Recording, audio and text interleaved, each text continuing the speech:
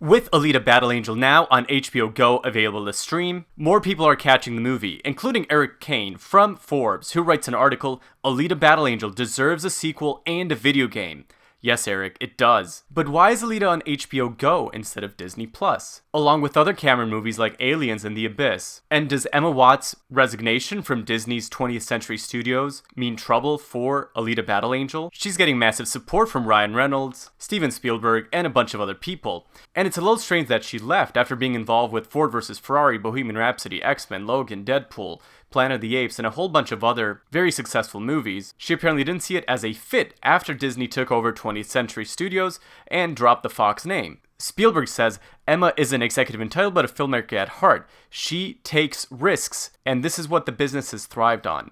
I can't wait to see what she does next. So why would a risk taker not fit in at Disney? Is that really a good thing? Does this mean we're going to get remakes all the time? And what does this mean for a potential Alita sequel? And here's Emma Watts with James Cameron and John Landau at the Alita Battle Angel premiere.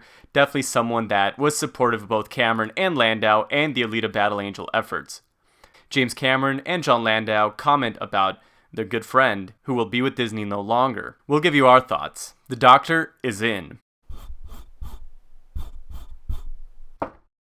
What's up guys, Doc Ito here with an Alita update. Remember to like and subscribe to the channel and hit that bell so you don't miss any of Doc Ito's free repairs. And buy those Blu-rays baby as we continue to fight for an Alita sequel. Sign the petition if you haven't, which is over 139,000 signatures. Like I said, this might need to be reopened by the originator of the petition because it might shut down at the 1 year mark. And linked below is also the fundraiser, which is now sending all the money to Open Bionics with the goal of giving an amputee a hand after we've already raised enough money to fly an Alita sequel banner over the Oscars. We've talked about how HBO is getting Alita Battle Angel, and the movie is finally released, and a lot of people on Twitter have picked it up, with new people left and right finding the movie. If you go to the HBO website and click on movies, the first movie to pop up is Alita Battle Angel, which is great that it's getting the recognition and the publicity it deserves. Now, it's definitely interesting to me at least that the movie is on HBO Go rather than Disney+, because with Disney taking over 20th Century Fox, or I guess 20th Century now that they dropped the Fox name, you would have thought it'd be on Disney+.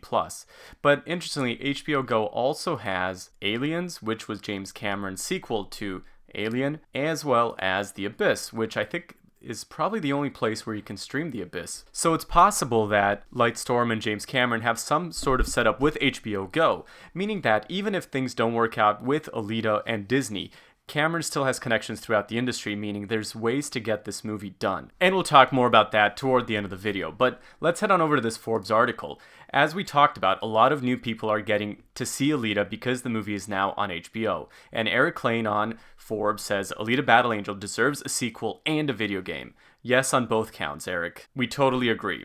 If you read his article, he says, I finally got around to seeing Alita, a movie I meant to see in theaters, somehow didn't get to, and one which I kept meaning to watch, but never did, until this weekend as it's on HBO.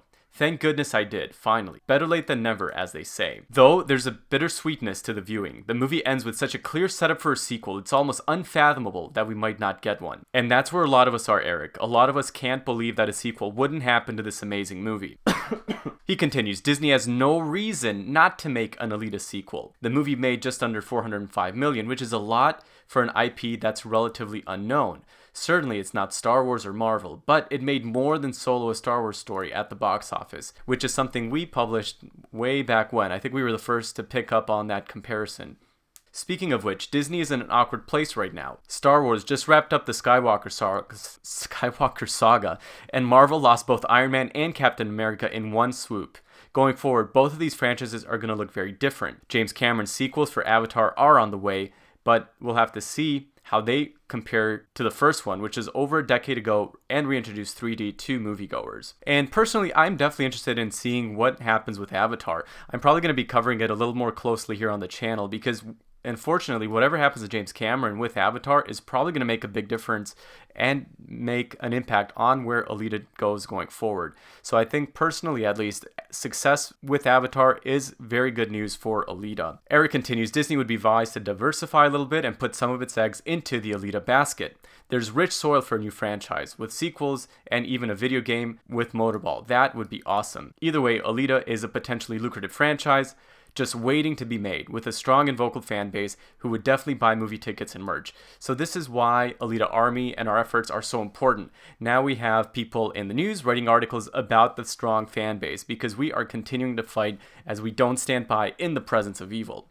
Eric finishes with, that's the ideal Disney property, right? Tickets, toys, maybe a motorball ride at one of its parks. If you haven't seen it, go watch it. It's awesome. And I totally agree, Eric.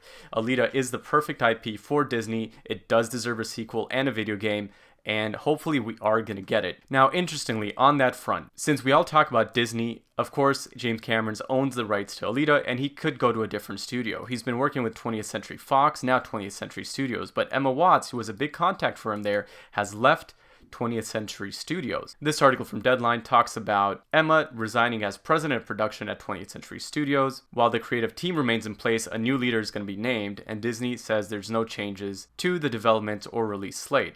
But Emma was a big part of this. Watts was kept in place as part of the transition. She was the key executive in overseeing James Cameron's future Avatar movies, the first which hits theaters December 17th, 2021. Deadline thinks it has nothing to do with her being forced out. It just seems like she didn't seem like there was a fit, which doesn't really make sense, because here in the article it talks about how she was behind movies like Ford vs. Ferrari, which I really enjoyed, a huge success in Bohemian Rhapsody, Night at the Museum, X-Men, Logan, Deadpool, and Planet of the Apes. I mean, she was behind a lot of great movies, so I'm not sure what exactly fit issues there are, but that kind of does sound to me like trouble behind the scenes. She might not have been forced out, but after being set up for a bunch of successful movies, why wouldn't she feel comfortable still sitting there? In any event, Watts' departure leaves a void that Disney's now going to have to fill. And then they talk about a bunch of different movies that were being worked on that had Watts' fingers all over the production. And here's some interesting comments from Cameron and Landau. Watts' departure rocked the town. Many prolific filmmakers shared praise of her. Cameron told Deadline, it's hard to imagine Fox without Emma. Her creative input and support were invaluable on Avatar, even more on the sequels. She deeply understands movies in her DNA, how they work, what's wrong when it's not working, and how to fix it. I've always felt strong creative synchronicity with Emma and give her input a great deal of weight. It's been great to have a strong, knowledgeable, and committed person as my studio head. And I would add to that list, friend. I can't wait to see what she does next, because I have no doubt it'll be big. John Landau, Lightstorm Entertainment COO and producer on Avatar, said, Emma first came to Fox as a junior executive when we were making Titanic. Over the years, I saw her grow into a very accomplished senior executive who had the ability to balance the creative needs of production with the responsibilities of her studio role. The ability garnered her the respect of both filmmakers and studio executives. While I'll miss having Emma as our partner at the studio, I'm excited to see what the future holds for her. So, from our standpoint, Landau and Cameron, huge names in Alita's movie-making process, now don't have a big friend and a big supporter at 20th Century Studios and, by extension, Disney. So this is not necessarily a good thing, because if we wanted Disney's support in an Alita sequel, Emma would have been one that for sure would have supported Cameron in whatever he wanted. But on the flip side, where is Emma Watts going? It sounds like she has something planned, and Cameron said, I can't wait to see what she does next. I have no doubt it'll be big. Depending on what happens with the Avatar sequels and where things go going forward, it's very possible that Cameron could work with Emma Watts in the future on an Alita sequel, bypassing Disney altogether. So it'll be very interesting, at least for me, to see what Emma does and where she ends up.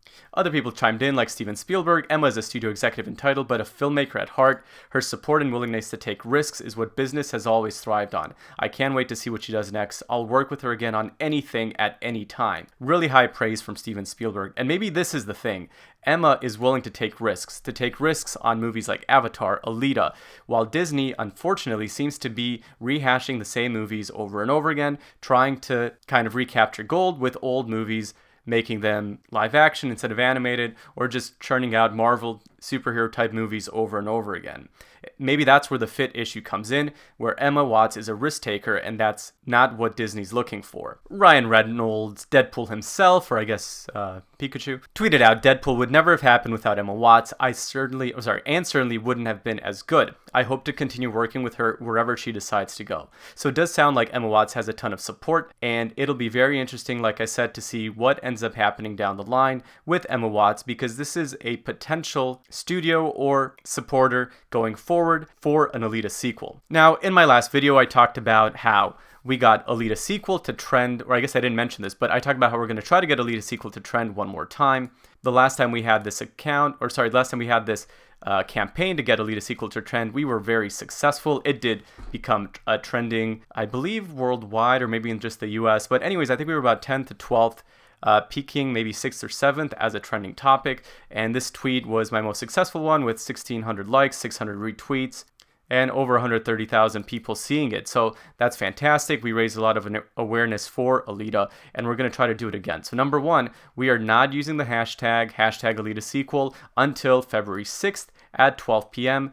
GMT, with 12 p.m. GMT being 7 a.m. Eastern in the United States, 4 a.m. Pacific. And yes, this is early, but it's okay. Last time I think it was maybe an hour earlier than this, and it was very successful. So for those in the US who don't want to wake up at 4 a.m. to put a tweet up, what would you do? Well, go to TweetDeck and you can write your tweet here. And when you do write the tweet, remember to put in @Disney Studios, @20th Century, and @Disney Movies, and use the hashtag. So put in your tweet. So here's my TweetDeck tweet. Hey Disney, there's an army of fans still cheering for a new sequel.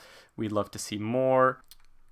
And make sure I actually put the hashtag in. That would be good. And 20th Century, @20th Century is the actual account. They mistyped it in that picture. But you put that through, and then you go to timing wise, and you pick Thursday the 6th, and then you put in your time based on the time zone when you want it to put, and then you can schedule a bunch of tweets. So that's the way to do it. So of course we're going to keep you updated and see what happens. More and more fans are grabbing the movie now that it's on HBO Go, and we will continue to support the sequel fight. Y'all have a great day. God bless, and we'll talk to you soon. Doc out.